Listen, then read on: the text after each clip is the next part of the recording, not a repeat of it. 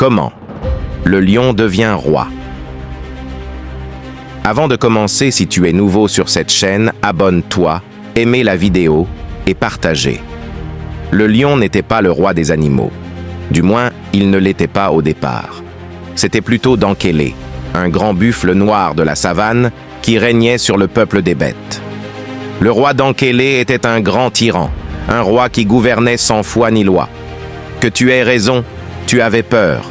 Que tu n'aies pas raison, tu avais raison d'avoir peur devant lui.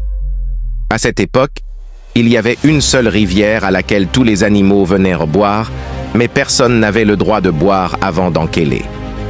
Et Dankélé ne se contentait pas seulement de se désaltérer. Il se baignait dans la rivière, s'y roulait et y faisait tous ses besoins. C'est après que les autres pouvaient boire à leur tour l'eau déjà souillée. C'était injuste, mais c'était comme ça. Il fallait le supporter. Mais la lionne mère, ce jour-là, ne put attendre l'arrivée du roi. Son lionceau qui venait d'arriver au monde allait mourir de soif. Elle lui donna un peu d'eau. Elle en but un tout petit peu, elle-même. Arriva le roi Dankélé.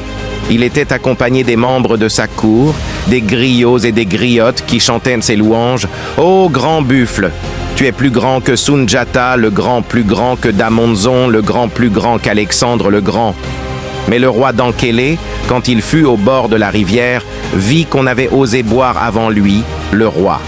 Il se tourna vers son peuple et, les menaçant de son regard, hurla sa colère. Et sa colère fit trembler tout le monde. « Qui est-ce? Mais qui est-ce qui a donc osé boire avant moi, le roi?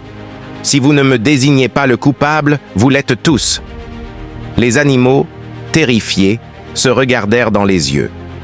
Tout le monde avait vu la lionne donner à boire à son petit. Mais qui pouvait prendre la responsabilité de la dénoncer à cette brute de roi? L'hyène le fit. « Moi, je ne vais pas payer pour une faute que je n'ai pas commise. C'est la lionne qui a bu avant toi. Voilà, j'ai dit. » Et aussitôt, d'un bond, le roi Dankélé écrasa la lionne avec ses grosses pattes. Mais le lionceau n'était pas mort. Il s'est sauvé à toutes pattes et est allé se cacher.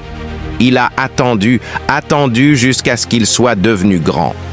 Quand il est devenu un grand lion dont le rugissement retentissait à travers toute la savane, il est sorti et il a dit au buffle « Buffle, où est partie ma mère ?» Le buffle, intimidé par la force que dégageait le lion, bafouille « Ta mère la lionne !» Un conseiller lui souffle à l'oreille. « Il s'agit de la lionne que tu as tuée il y a de cela quelques années parce qu'elle avait osé boire avant toi. »« Ah oui, c'est vrai, » dit le buffle en se tournant vers le lion. « C'est la loi, ce n'est pas moi. La loi, c'est la loi. Ta maman a osé boire avant moi, alors la loi lui a été appliquée. La loi, c'est la loi, ce n'est pas moi.